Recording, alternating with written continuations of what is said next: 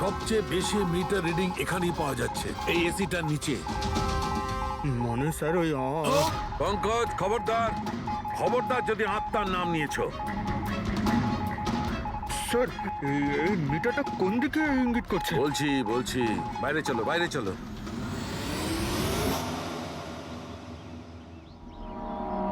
দেখেছো দয়া, এটা হচ্ছে ইএমএফ, ইলেকট্রোম্যাগনেটিক ফিল্ড ডিটেক্ট করে এটা। ইলেকট্রোম্যাগনেটিক ফিল্ডস, এগুলো তো আজকাল সব ইলেকট্রিক অ্যাপ্লায়েন্সের মধ্যে হয় ডক্টর, টিভি, ফ্রিজ এর একদম মধ্যে। ঠিক দয়া, কিন্তু ওই অ্যাপ্লায়েন্স গুলোর ইএমএফ হিডেন থাকে, লুকোনো থাকে, যাতে মানুষের উপর খারাপ প্রভাব না পড়ে। কি খারাপ প্রভাব? এইটার কারণে লোকেদের নশিয়া হতে পারে, ঘুম না হতে পারে, মন খারাপ হতে পারে। আর যদি অনেকক্ষণে সংস্পর্শে থাকে তাহলে হ্যালুসিনেশন হওয়াটা কোনো বড় কথা নয়। ও, তার মানে রাজার এই হ্যালুসিনেশন কোনো কেমিক্যালের জন্য হয়নি, নিজের ঘরের ইলেকট্রনিক জিনিসপত্রের জন্যই হয়েছে, কারণ ওগুলোর ইএমএফ ঢাকা ছিল না। একদম। তার মানে কেউ জেনে বুঝে এগুলোকে গন্ডগোল করে দিয়েছে। হতে পারে দয়া, এমনিতেই রাজা মনে মনে খুব কষ্ট পাচ্ছিল, খুব দুঃখ পেয়েছিল রোগীদেরকে বাঁচাতে পারেনি বলে, সেই জন্য হ্যালুসিনেশন ওর কাছে আফসোসের রূপে ধরা দিয়েছিল। হতে পারে এই অনুতাপের জন্য বিনীতেরও মৃত্যু হয়েছে। একদম ঠিক। আর ওই অশোক, ওরও দুর্বলতা সেই জন্যই মনে হচ্ছিল, যেহেতু ও এই ইএমএফ এর সংস্পর্শে অনেকক্ষণ ছিল। এখানে ওই কার্বন কম্পাউন্ড পাওয়া যায়নি বাড়িতে। পাবেটা কি করে দয়া, কারণ এখানে তো ইএমএফ এর ব্যবহার হচ্ছিল, আর সবচেয়ে বেশি রিডিং উঠছিল বেডরুমে এসির কাছে। তার মানে বেডরুমের এসিতে কোনো কারুকাজ করা হয়েছে। তাহলে তো মেহেকের বাড়িতে ওই ইএমএফ হনো। আমার তাড়াতাড়ি পূরবীকে ইনফর্ম করতে হবে।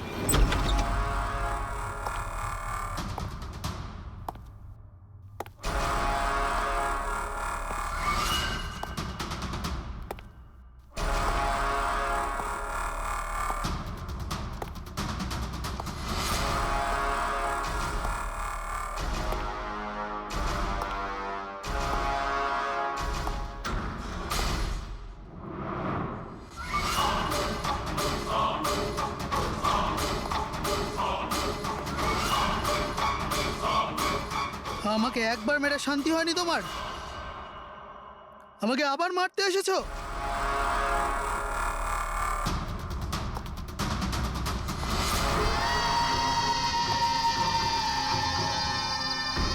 তুমি? আমি তোমাকে সেলফ ডিফেন্সে মেরেছিলাম, আর তাছাড়া তুমি একজন অপরাধী। অপরাধীদের কি পরিবার থাকে না? তোমার জন্য আমার মেয়ে অনাথ হয়ে গেছে, আর এই রক্ত দেখছো, সব তোমার জন্য। আমি আর তোমাকে ছাড়বো না। দেখো, আমার কাছে আসবে না, আমি কিন্তু মেরে দেবো। আমি তোমাকে ছাড়বো না। আমার কাছে আসবে না, আমি কিন্তু বলছি মেরে দেবো। আমি বলছি আমার কাছে আসবে না, আমি মেরে। পূরবী, কি করছো তুমি? ছাড়ো এটা। স্যার, ওই লোকটা। কি? স্যার এখানে। স্যার ওনাকে ধরুন, উনি আমাকে মারতে চান। এক মিনিট, আগে এখান থেকে বাইরে চলুন, তাড়াতাড়ি চলো, প্লিজ তাড়াতাড়ি, প্লিজ তাড়াতাড়ি, ফার্স্ট। এই হলো সেই তিনজন যাদের সম্পর্ক কেমিক্যাল ইঞ্জিনিয়ারিং এর সঙ্গে আছে, সুহাস, দীপক আর কিশোর। খুনি এদের মধ্যে যে কেউ হতে পারে। না অভিজিৎ, কারের এসিতে কেমিক্যাল ফিক্স করাটা অন্য ব্যাপার, আর ইলেকট্রোম্যাগনেটিক ফিল্ডকে এত চাতুর্যের সঙ্গে ব্যবহার করাটা অন্য কথা। আমার মনে হচ্ছে ও এমন একজন লোক যার সায়েন্সে, মেডিকেল সায়েন্সের উপর খুব ভালো দখল আছে, হয়তো কোনো ডক্টর অথবা সায়েন্টিস্ট। যেই করুক, সে ইলেকট্রোম্যাগনেটিক ফিল্ড ভালো মতন ব্যবহার করেছে, যাতে মেহেক আর রাজা ওরা দুজনেই যাতে ইএমএফ এর সংস্পর্শে থাকে। হতে পারে হসপিটালে ওরা দুজন নিজেদের কাজ করছিল, তখনও এই ইএমএফ ওখানে উপস্থিত ছিল। তাহলে স্যার হতে পারে হসপিটালের কোনো মেশিনের সাথেও গন্ডগোল করা হয়েছে। নিশ্চয়ই দয়া, নিশ্চয়ই। আর এটা ওই করেছে, হসপিটালের ভেতরেরই কেউ। তাহলে এই হলো সেই জায়গা যেখানে মেহেক আর রাজা বসতো। হ্যাঁ স্যার। আর কে কে যাওয়া আসা করতো এখানে? স্যার শুধু স্টাফেদেরই ভেতরে যাওয়ার পারমিশন ছিল, তাও যদি কোনো কাজ থাকতো তাহলে। মানে বাইরের কেউ এখানে ঢুকতেই পারতো না। না স্যার, এমনকি রুগীদেরও এখানে ভেতরে আসার অনুমতি ছিল না। তার মানে তো এটা বোঝা গেল যে স্টাফেদের মধ্যেই কেউ, মানে আপনাদের মধ্যেই কেউ একজন খুনি। এ আপনি কিভাবে বলতে পারেন? এটা আমরা বলছি না, এটা এই ইএমএফ মেশিনটাই আমাদের সবকিছু বলে দিয়েছে। আর এই ইএমএফ মেশিনের হিসাবে এই এসির সাথে কোনো গন্ডগোল করা হয়েছে। তার মানে রাজা আর মেহেককে মারার চেষ্টা করা হয়েছিল, কিন্তু বেচারা রাজা মারা গেছে। এসির সাথে গন্ডগোল? কি বলছেন আপনি? আমি তো কিছু বুঝতেই পারছি না। এই কথাটা এই রুমে থাকা শুধুমাত্র সেই বুঝতে পারবে যে নিজেই খুনি। আর ও আজ এখানে প্রোটেক্টিভ গিয়ার পরে এসছে, যাতে ইলেকট্রোম্যাগনেটিক ফ্রিকোয়েন্সিতে তার কোনো ক্ষতি না হয়, তাই তো? কি কেসে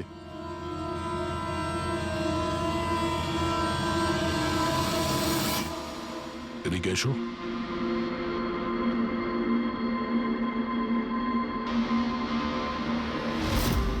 ফ্যাশন সেন্স তো তোমার খুব ভালো, শেখর। জামা কাপড়ের ভেতরে এই সুরক্ষা কবচ। দেখো, তোমার সমস্ত প্ল্যান আমরা জেনে ফেলেছি, তোমার ব্যাপারে সমস্ত খোঁজ খবর নিয়েছি। তুমি এখানকার এমন একজন টেকনিশিয়ান যে এসির সঙ্গে কোনো গন্ডগোল করতে পারে। এখন তাড়াতাড়ি বলো, কেন করেছো তুমি এসব? আমি করেছি এসব। আর কি ভুল করেছি আমি যদি মেহেক, বিনীতা, রাজার ওপর অভিযোগ লাগিয়েছি তো? এদের জন্য 12টা পেশেন্টের মৃত্যু হয়েছে, যেটা আমি দেখতে পারিনি। তারপর আমি ভাবলাম যে এদের এরকমই মৃত্যু দেওয়ার প্রয়োজন আছে, যেভাবে 12টা পেশেন্ট মারা গেছে। সেই জন্য আমি EMF আর কার্বন কম্পাউন্ডের বিষ ব্যবহার করেছি ওদের মারার জন্যে, যাতে এদেরকে এমন মৃত্যু দিতে পারি, মৃত্যু নয়, একটা ভয়ঙ্কর মৃত্যু। আর এটাই আমার ন্যায় বিচার। শাস্তি দেওয়ার অধিকার শুধুমাত্র আইনের আছে, অন্য কারো নয়, বুঝেছো? তুমি জানতে যে এই কেমিক্যাল ব্যবহার করলে ওদের হ্যালুসিনেশন হবে। ওই মারা যাওয়া রোগীগুলো ওরা সামনে দেখতে পাবে, যার জন্য ও পাগল হয়ে যাবে, তাই তো? কিন্তু আমি আমার লক্ষ্য পূরণ করতে পেরেছি। যেরকম মৃত্যু আমি চেয়েছিলাম দিতে, সেরকমই মৃত্যু বিনীতা রাজাকে আমি দিয়েছি। কিন্তু দুঃখের ব্যাপার, মেহেককে আপনারা শেষ মুহূর্তে বাঁচিয়ে নিলেন। সফল তো তুমি তখন হতে যদি তুমি কোনো অপরাধ না করে ওদেরকে শাস্তি দিতে। তোমার আর ওদের মধ্যে কি পার্থক্য রইল? এখন তুমিও একজন খুনি, তবে তুমি কি শাস্তি পাবে সেটা এখন আদালত ঠিক।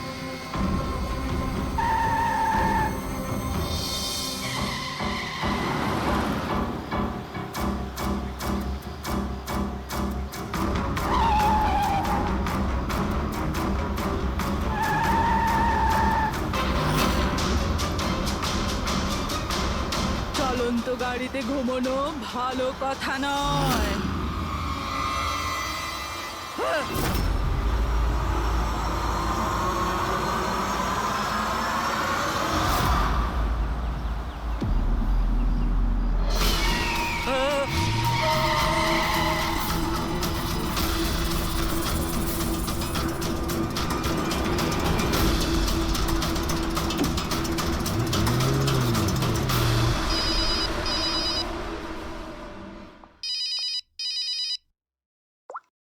হ্যাঁ বিনীত, লীলা হেল্প মি, লীলা লীলা হেল্প মি। কি হয়েছে বিনীত? তুমি এত টেনশনে কেন? লীলা, এরা আমাকে মেরে ফেলবে। লীলা, কে মেরে ফেলবে বিনীত? তুমি কার কথা বলছো? লীলা, আই থিংক আমি জীবনে আর কখনো তোমার সাথে দেখা করতে পারবো না। লীলা, বিনীত, বাজে বকা বন্ধ করো। কোথায় তুমি? তোমার এক্সাক্ট লোকেশন বলো। আমি বাস স্ট্যান্ড রোডে আছি, পুরনো পোস্ট অফিসের কাছে। বিনীত, একটা কাজ করো, তুমি ওখানেই থাকো, আমি ট্যাক্সি নিয়ে এক্ষুনি তোমাকে ওখানে নিতে যাচ্ছি। হ্যালো লীলা। হ্যালো বিনীত, তুমি ঠিক আছো? আরে এই ফোনটাও না। হ্যালো লীলা। এই ফোনটাও এক্ষুনি কাটার ছিল।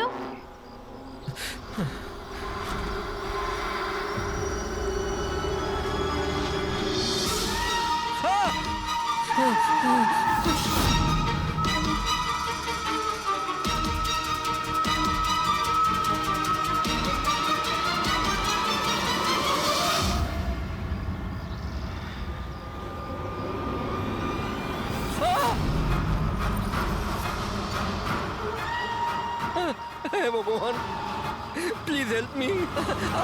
আমাকে আমার বাড়িতে ঠিক মতো পৌঁছে দাও প্লিজ।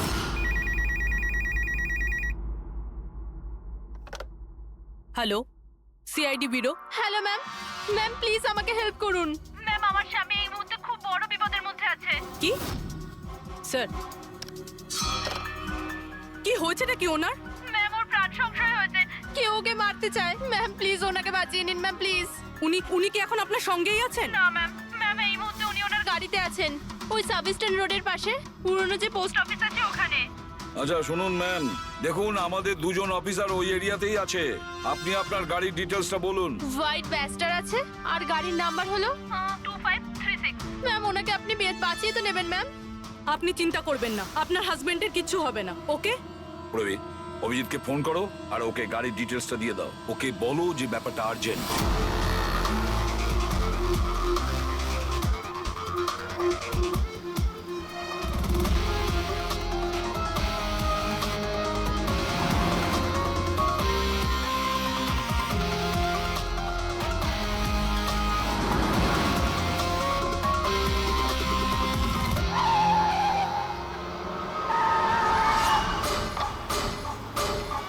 হ্যাঁ হ্যাঁ, এই নাম্বারটাই।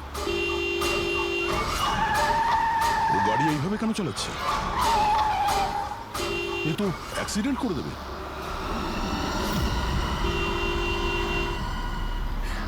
আমাকে ক্ষমা করে দাও, আমাকে ক্ষমা করে দাও, আমি মরতে চাই না, আমাকে ক্ষমা করে দাও।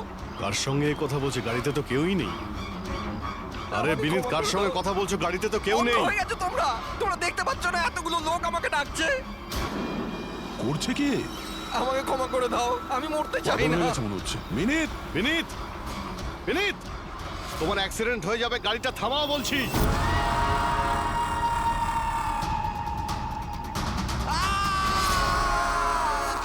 আঙ্কেল, আমার সাথে খেলো না, খুব মজা হবে। মিনিট, গাড়ি থামাও, সাইডে দাঁড় করাও।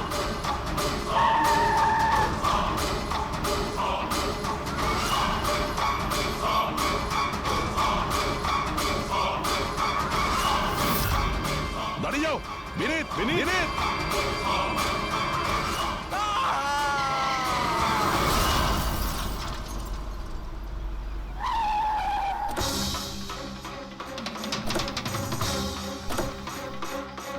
বিনীত, ও নো, এ তো মারা গেছে। স্মেল আসছে।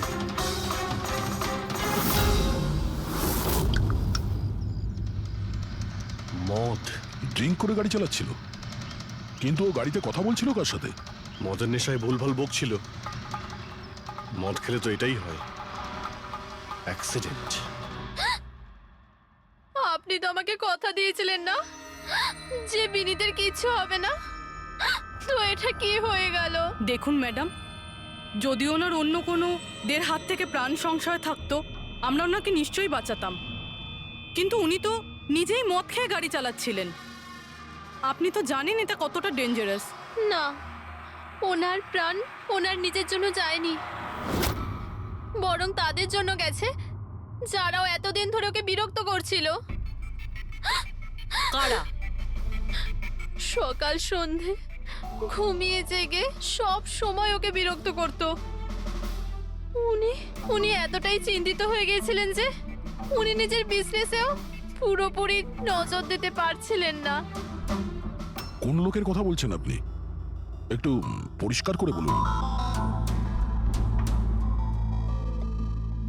ম্যাম, বিনীতের মৃত্যু আমাদের সামনে হয়েছে, আর ওই সময় ও ছাড়া গাড়িতে কেউ ছিল না। তাহলে ওর মৃত্যুর দোষ আপনি অন্য কারোর ঘাড়ে চাপাচ্ছেন কেন? কারণ ওনার খুন হয়েছে, মার্ডার, এটা মার্ডার। মার্ডার হয়েছে? আপনি কি জানেন কারা করেছে এটা? আত্মারা।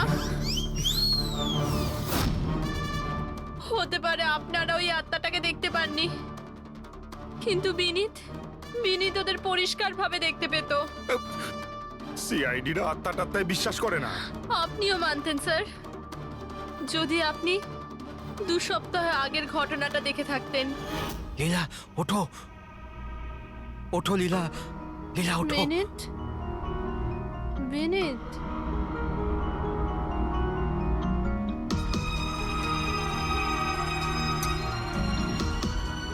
বিনীত,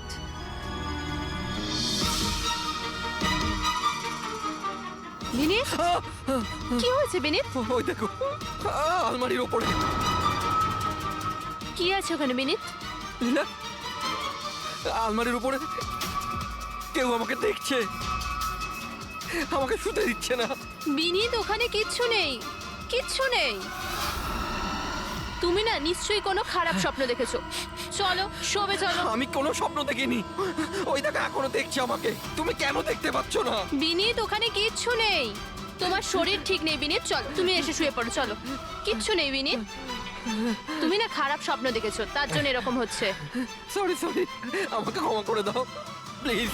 এক মিনিট, আর এই বিনীত কি কারণে ক্ষমা চাইছিল? এটা তো আমিও জানি না স্যার। বিনীত কাজ কি করতো? স্যার ওনার কোম্পানি হসপিটালে মেডিকেল ইকুইপমেন্ট সাপ্লাই করতো। আপনি শিওর যে ওই বিনীতকে খুন আত্মাই করেছে? স্যার আমার আগে তো এটা মনে হয়নি, কারণ না তো আমি কোনোদিন কোনো আত্মা দেখেছি আর না কোনোদিন কোনো আওয়াজ শুনেছি। কিন্তু পরে পরে আমার বিনীতের কথাই বিশ্বাস হতে লাগলো যেও সত্যি কথা বলছে।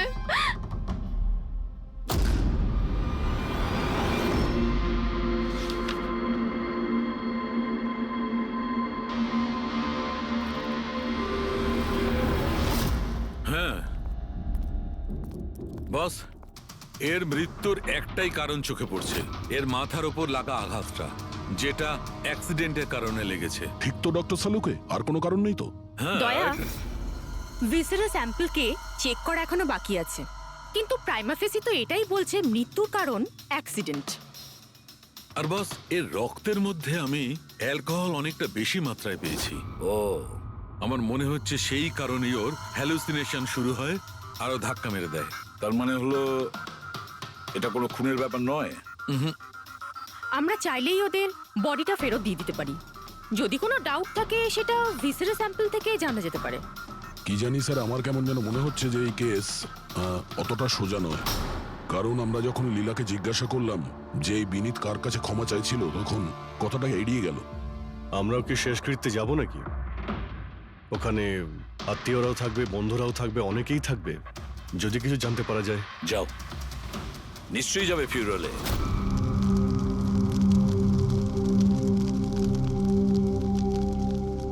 ঠিকই হয়েছে, মরে গেছে। খারাপ লোকেদের সাথে এটাই হওয়া উচিত। তুমি একদম ঠিক বলেছো, এই ধরনের লোকের এরকমই মৃত্যু হওয়া উচিত। ব্যাস, আর ওই দিনটার অপেক্ষা করছি যেদিন ওই দুজনেরও চিতা জ্বলতে দেখব। ওই দিন আমি তোমাদের দুজনকে অনেক বড় পার্টি দেবো। কি সমস্যা কি তোমার? হ্যাঁ, এখানে একটা শোক পালন করার জায়গায় উৎসব পালনের কথা বলছো তোমরা? কেন করবো না উৎসব? আরে আসল উৎসব তো সেদিন হবে যেদিন এই দুজনেরও চিতা জ্বলবে। ওরা দুজনে চিতায় উঠুক কি না উঠুক, তুমি সিআইডি রাতে ঠিকই আসবে। স্যার, আপনারা যদি সিআইডির লোক হন তাহলে অপরাধীদের সাহায্য করার বদলে আমাদেরকে ন্যায় বিচার দেওয়া উচিত। এক মিনিট, কি বলতে চাও পরিষ্কার করে বলো। স্যার, আমার নাম পুনিত, আর আমার বাবা পার্পল হসপিটালে ভর্তি ছিল। ভেন্টিলেটরে ছিলেন। ডাক্তারবাবু, নার্স, ডাক্তারবাবু কোথায়? আমার বাবা মারা যাবে এক্ষুনি। প্লিজ প্লিজ ডাক্তারবাবুকে বলুন। কি হয়েছে? কেন চিৎকার করছেন? চিৎকার করবো না তো কি করবো? আমার বাবা ওখানে মারা যাচ্ছে আর আপনাদের স্টাফ এখানে বসে মাছি মারছে। আপনি আগে শান্ত হন প্লিজ। আপনি পেশেন্টের কাছে যান, আমি দেখছি। তাড়াতাড়ি করুন প্লিজ। হ্যাঁ, ম্যাম, একটা ঘটনা ঘটে গেছে। কি সমস্ত হয়েছে? ভেন্টিলেটর এক এক করে বন্ধ হচ্ছে। কি? হ্যাঁ ম্যাডাম, আমাদের দুজন ডাক্তার ম্যানুয়ালি অক্সিজেন দেওয়ার চেষ্টা করছে। ম্যাডাম, সবার সাথে এরকম হওয়াটা ঠিক নয়। যদি ভেন্টিলেটর ঠিক না হয় তাহলে পেশেন্টরা মরে যাবে। আরে আস্তে বলো। আরে আরে এটা হসপিটালের রেপুটেশনের ব্যাপার। এটা যদি পেশেন্টের বাড়ি লোকেরা জানতে পারে না তাহলে একটা ঝামেলা হয়ে যাবে। ডক্টর, আপনারা প্লিজ 2 মিনিট সময় দিন, আমরা সলিউশন বার করছি। ম্যাম, এক এক করে সব ভেন্টিলেটর বন্ধ হয়ে যাচ্ছে। তুমি যাও বাকি ওয়ার্ডসগুলো চেক করো, যাও। Okay ma'am. আরে ওই আমাদের সাপ্লায়ার বিনীতকে ফোন করো না, ওই সব কিছু ব্যবস্থা করে দেবে। প্লিজ টেনশন নেওয়ার কোনো ব্যাপার নেই। ডক্টর মেহেক, হচ্ছে কি এসব? স্যার ভেন্টিলেটর সব বন্ধ হয়ে গেছে স্যার। আপনারা প্লিজ শান্ত হন, আমি কথা বলছি। স্যার, এক এক করে সমস্ত ভেন্টিলেটর বন্ধ হয়ে যাচ্ছে স্যার। কি, এটা কিভাবে হতে পারে? তো কোনো হসপিটালে ফোন করো না, ওখান থেকে আনাও। আরে রাজা, ফোন লাগাও। আর মেহেক, একটা কাজ করো, এখানে যে টেকনিশিয়ান আছে ওকে ডাকো। রাজা, কি হলো তোমার? তুমি কি শুনতে পাচ্ছ না স্যার কি বললেন? আপনারা কি ডিসকাস করে টাইম ওয়েস্ট করছেন? আমার বাবা মারা যাবে ওখানে। আপনি প্লিজ একটু শান্ত হন, আমরা এক্ষুনি যাচ্ছি। Please ma'am, sir, ma'am, very bad news. দুটো পেশেন্টের জীবন চলে গেছে। 5টা পেশেন্ট খুব ক্রিটিক্যাল অবস্থায় আছে। স্যার, আজ আমাদের পরিবারের লোক আমাদের সাথে নেই। এর জন্য দায়ী শুধুমাত্র এই 3 জন লোক, বিনীত, মেহেক আর রাজা। আচ্ছা, এই বিনীত তো ইকুইপমেন্ট সাপ্লাই করতো, তাই না? হ্যাঁ স্যার। আর বাকি দুজন? স্যার, যেদিন এই ঘটনাটা ঘটেছিল সেদিন মেহেক ডক্টর ইনচার্জ ছিল, আর রাজা হসপিটালে অ্যাডমিন সামলাতো। আচ্ছা, এনারা দুজনই কি শুধু হসপিটাল থেকে এসেছেন নাকি ওখান থেকে আরো অনেকে এসেছেন? এসছে স্যার, ওই হেড নার্স পরিণীতা, ওই শেখর যে মেনটেন্যান্সে ছিল, আর উনি ডক্টর কেদার, এই হসপিটালের মালিক। ঠিক আছে, এখন শান্ত হয়ে যাও। আমরা এই মামলার গভীরে যাব। যদি তোমার বাবার সঙ্গে কোনো অন্যায় হয় তো ন্যায় বিচার তুমি নিশ্চয়ই পাবে।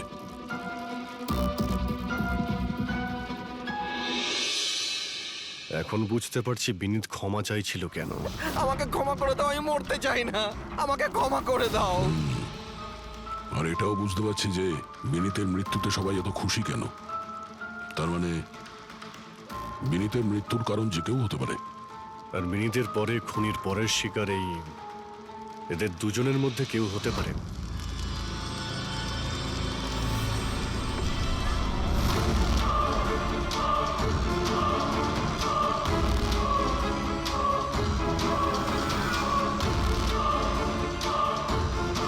আমাকে ক্ষমা করে দাও। তুমি আমাকে কেন মরতে দিলে? আমার পিছু নিও না।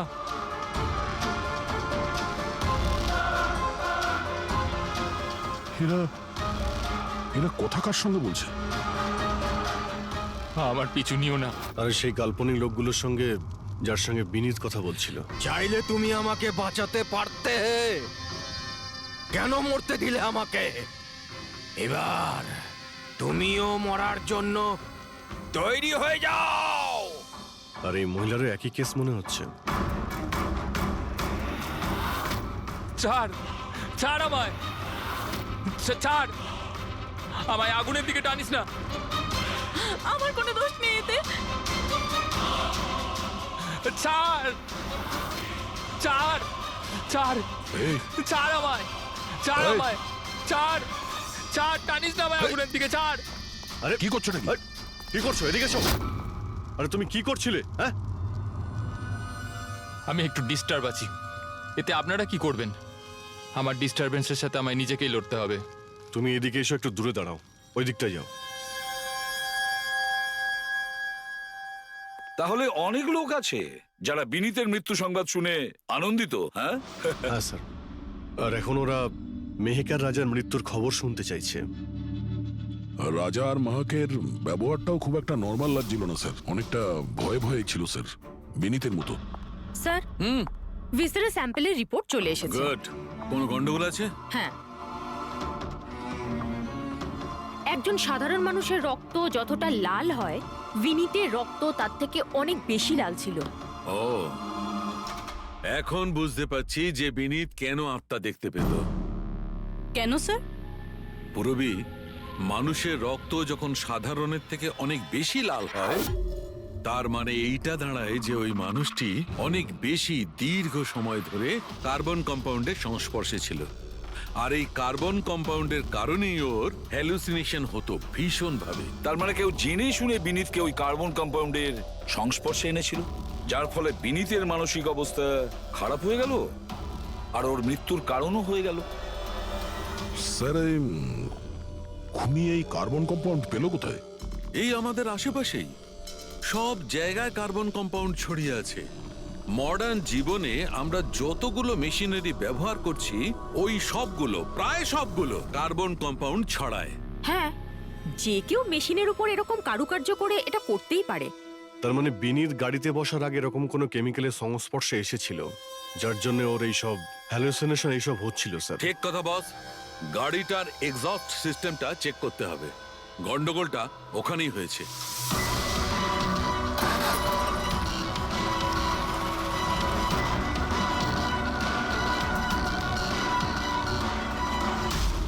সালুঙ্কে স্যার তো ঠিকই বলছিলেন স্যার, পেট থেকে তো কেমিক্যাল বেরিয়ে আসছে।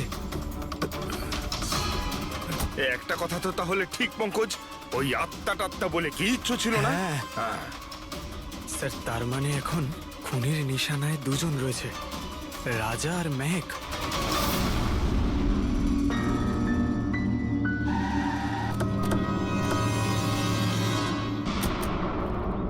শ্মশানে রাজার ব্যবহারটা খুব একটা ঠিক ছিল না, এখনো ওর মানসিক অবস্থা ঠিক নয়। আরে স্যার, দরজা তো খোলা। আচ্ছা, খুনি রাজার কাছে পৌঁছে যায়নি তো? এসব কি হচ্ছে? ক্যান্ডেলস।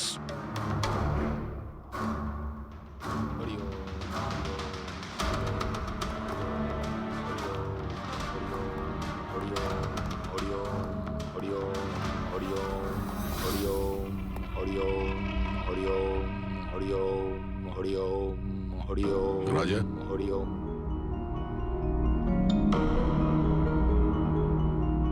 এখন ঠিক আছো? কারা আপনারা? সিআইডি। বিনীতের শেষকৃত্যে দেখা হয়েছিল আমাদের। তুমি আগুনে ঝাঁপাতে যাচ্ছিলে, আমরা তোমাকে আটকেছিলাম, মনে আছে? ঝাঁপ দিতে যাচ্ছিলে, আমরা তোমাকে। এবার আপনাদের আমাকে আটকানোর বা বাঁচানোর কোনো দরকার নেই। যতক্ষণ বিনীতের খুনি ধরা না পড়বে, তোমারও প্রাণের সংশয় আছে। আচ্ছা, একদম ঠিকঠাক বলো, ওই 12 জন রোগীর মৃত্যু কি তোমার গাফিলতিতে হয়েছিল? খবরদার বলছি, আমার ওপর এরকম নোংরা আর মিথ্যা অপবাদ দেবেন না।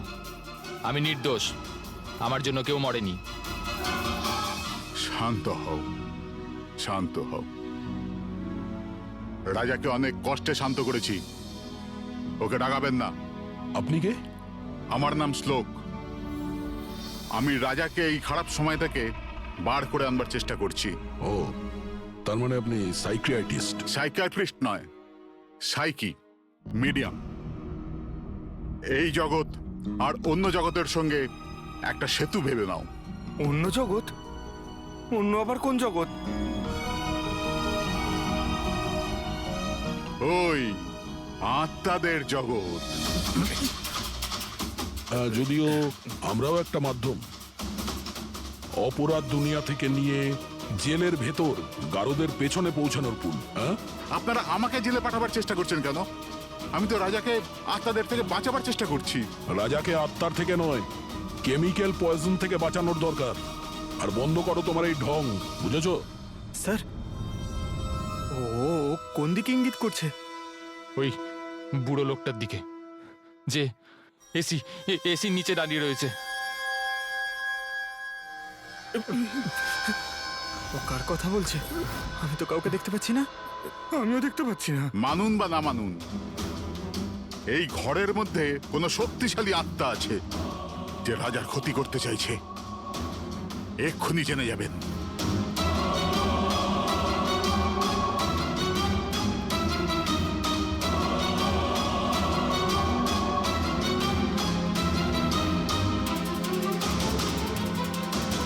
মিটার দিয়ে আত্মা দেখা যাবে?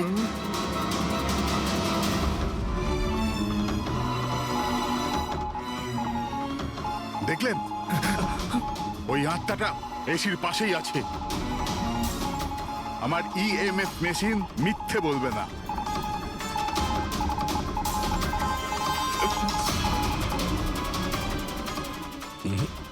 তবে আমাদের ওই মিটার ভুল হতে পারে না, বুঝলে? ফ্রেডি, মনে হচ্ছে রাজারও কার্বন কম্পাউন্ডের অ্যাকশন ওর গাড়ির থেকেই হয়েছে। একটা কাজ করো, এই মিটারটা নিয়ে যাও, ওর গাড়িটা চেক করো। ফ্রেডি। পঙ্কজ, তাহলে বলো, তুমি বিনীতের ফিউরিনালে কি দেখেছো? আমি কাউকে দেখিনি, আমি কিছু দেখিনি। মিথ্যা কথা বলো না। যদি কিছু দেখেই না থাকো তাহলে পালালে কেন? আমি মিথ্যে বলছি না, আমি সত্যি কাউকে দেখিনি।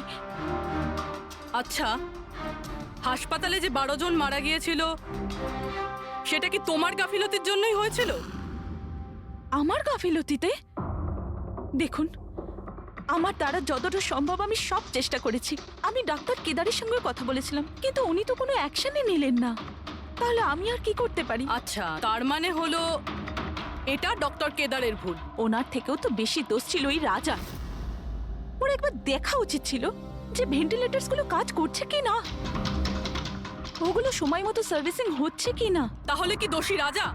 রাজা আর বিনীত দুজনেই।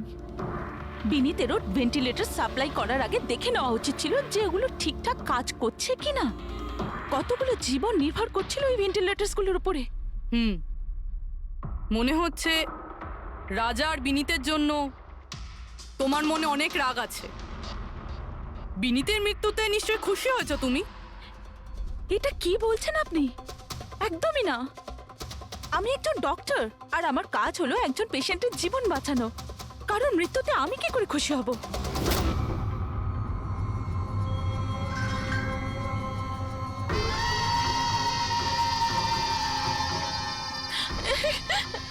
ও আবার এসে গেছে, আবার এসে গেছে। কিন্তু কিন্তু এখানে তো কেউই নেই। ওই যে, পিছনে। আরে এখানে কেউই নেই। দেখো, তুমি ভয় পেও না। যতক্ষণ আমি আছি তোমার কি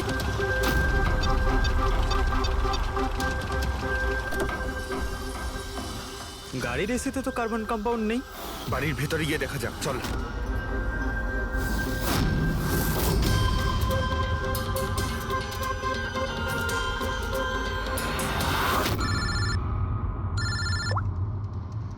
হ্যাঁ পূর্বী, মেহেকের বাড়িতে কোনো কেমিক্যাল পাওয়া যায়নি? ঠিক আছে, যতক্ষণ ওই খুনি ধরা না পড়ে ততক্ষণ তুমি ওর সঙ্গেই থাকো, ঠিক আছে? স্যার, হ্যাঁ, কার্বন কম্পাউন্ড এখানে কোথাও নেই। কোথাও কোনো কেমিক্যাল পাওয়া যাবে না। বিজ্ঞানের জগৎ আর কেমিক্যালের জগতের বাইরেও আর একটা জগৎ আছে, মানুন অথবা না মানুন। চুপ, মুখ বন্ধ। যতক্ষণ বলতে না বলবো মুখ খুলবে না। রাজাবাবু, আপনার ভয়ের কোনো কারণ নেই, আমরা আছি এখানে। যতক্ষণ না ওই খুনি ধরা পড়বে সিআইডি আপনার সঙ্গেই আছে। আমার সিআইডির দরকার নেই, ইনি রয়েছেন না আমার সুরক্ষা করার জন্য। আরে এটা কিভাবে সম্ভব? না রাজার বাড়িতে কেমিক্যাল পাওয়া গেছে আর না মেহেকের বাড়িতে পাওয়া গেছে, এটা কি করে সম্ভব? স্যার, আমরা রাজার বাড়িটাকে ভালো করে চেক করেছি, এক একটা কোণা দেখেছি, ওই গাড়িটাও চেক করেছি, কোথাও কিছু পাওয়া যায়নি। হ্যাঁ, কিন্তু দয়া, যদি কোনো কেমিক্যাল ব্যবহারই না হয়ে থাকে তাহলে রাজা আর মেহেকের হ্যালুজিনেশন হলো কি করে? কোনো তো একটা কারণ থাকবে। আর স্যার, যেভাবে বিনীতের কারের এসিতে কেমিক্যালের ব্যবহার করা হয়েছে, এটা কোনো আনপ্রফেশনাল কেউ করেছে বলে আমার মনে হয় না। একটা কাজ করা যাক, যারা মারা গেছে তাদের বাড়িতে দেখো, হয়তো কেউ থাকতে পারে যে কেমিক্যালের বিষয়ে খুব ভালো করে জানে, বা কেউ কেমিক্যালের এক্সপার্ট। আর হ্যাঁ, হসপিটালের ওই স্টাফকে ডাকো। চিফ নার্স যে আছে না, হেড নার্স পরিণীতা, আর হেড টেকনিশিয়ান শেখর, আর মালিক কেদার, তিনজনকেই ডাকো। দেখা যাক।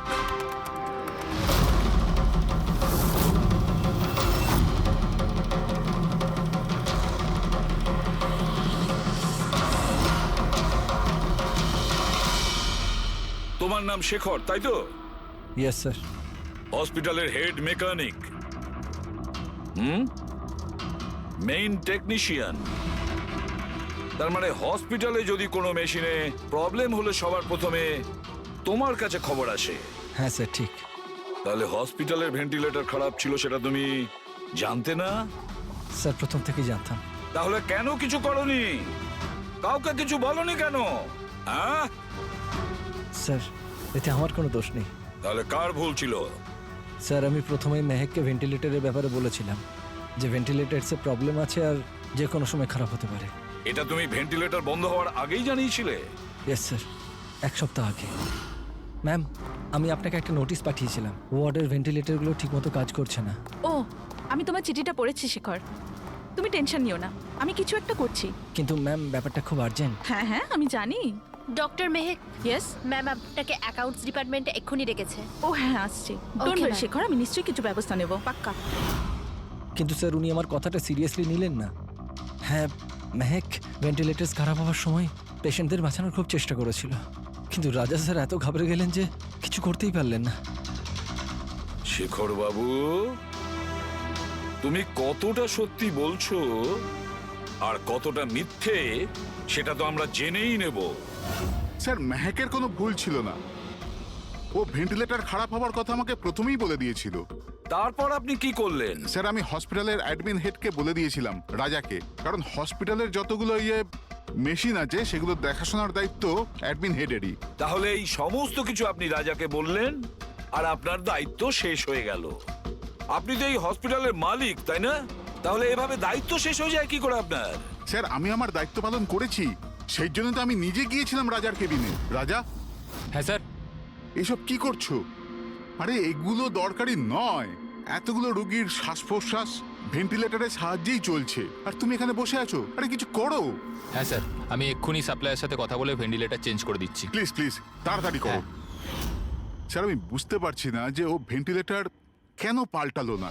আমি অবাক হচ্ছি স্যার যে কেউ কেদারবাবুর দিকে আঙুল তুলছেন না। সবাই রাজা, বিনীত আর মেহকের পিছনে পড়ে আছে। সেটাই মেহকের তো, পিছনে পড়ে হসপিটালের মালিক না কেদার বাবু? তাহলে এই সমস্ত কিছুর দায়ভারও কেদার বাবু আপনার। কিন্তু স্যার এবার আমি নিজে গিয়ে তো ঠিক করতে পারি না ভেন্টিলেটর। স্যার আমার কাজ হলো কনসার্ন ডিপার্টমেন্টকে ইনফর্ম করা, আর আমি সেটা করে দিয়েছিলাম। বরং আমি বিনীতের সঙ্গে নিজে কথা বলেছিলাম। আমি ওকে বলে দিয়েছিলাম যে যদি এগুলো রিপেয়ার করা যায় তো রিপেয়ার করুক, না হলে চেঞ্জ করে দিক। কিন্তু ও কোনো অ্যাকশনই নিল না। এ কোনো অ্যাকশন নেয়নি, সে কোনো অ্যাকশন নেয়নি, আপনি কি অ্যাকশন নিয়েছিলেন? আর দোষ দিচ্ছেন বিনীতকে, যে কিনা মারা গেছে, বা রাজার, যে উত্তর দেওয়ার পরিস্থিতিতে নেই।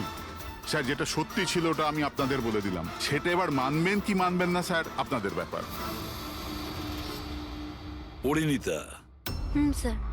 হসপিটালের হেড নার্স, তাহলে তুমি হসপিটালের ব্যাপারে নিশ্চয়ই সবকিছু জানো। হ্যাঁ স্যার। তাহলে এবার সত্যি করে বলো, এই যা কিছু হয়েছে কার গাফিলতির কারণে হয়েছে? তাড়াতাড়ি বলো। হ্যাঁ স্যার, বলছি। আমার সাথে বিশ্বাসঘাতকতা করার চেষ্টা করো না রাজা। আর হ্যাঁ, যদি মেশিনে কোনো ফিজিক্যাল ড্যামেজ থাকে তাহলে সেটা ওয়ারেন্টিতে আসে না। যদি তোমার নতুন ভেন্টিলেটর চাই তাহলে তোমাকে পুরো কস্ট পে করতে হবে, বুঝেছো? আমি তোমার থেকে বাজে লোক আজ অব্দি আমার জীবনে দেখিনি। এবার থেকে না তো আমাদের হসপিটাল তোমার থেকে কিছু কিনবে, না তো শহরের আর কোনো হসপিটাল। শোনো, এসব হুমকি অন্য কাউকে দেবে। তুমি জানো না আমি কে, যা করার করে নাও।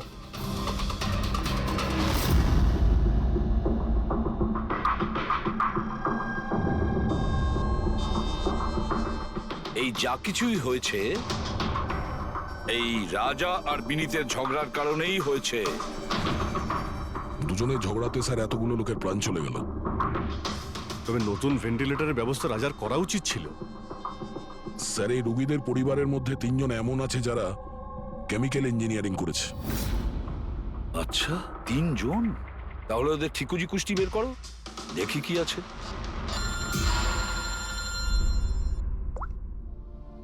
Hello ACP Pradyuman. হোয়াট? ঠিক আছে, আমরা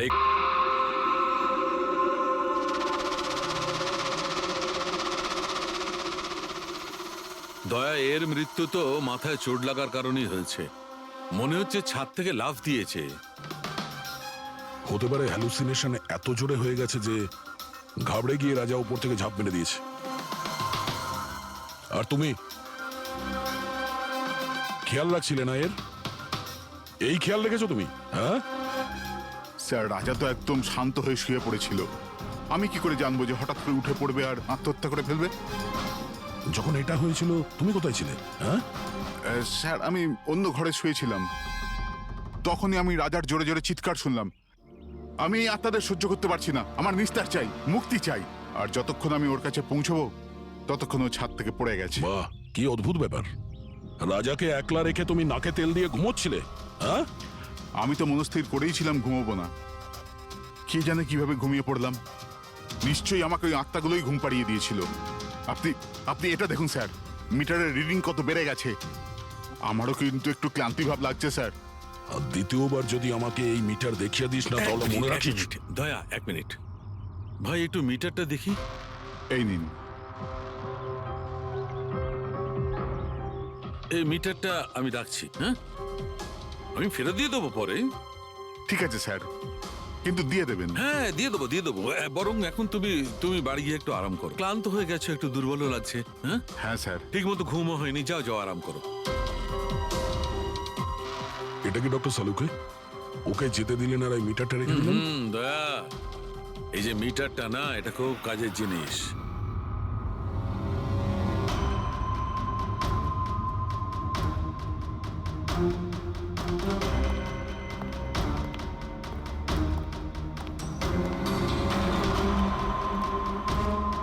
এই ঘরটা চেক করছি। হ্যাঁ ডক্টর, নেই। ওপরে যাওয়া যাক।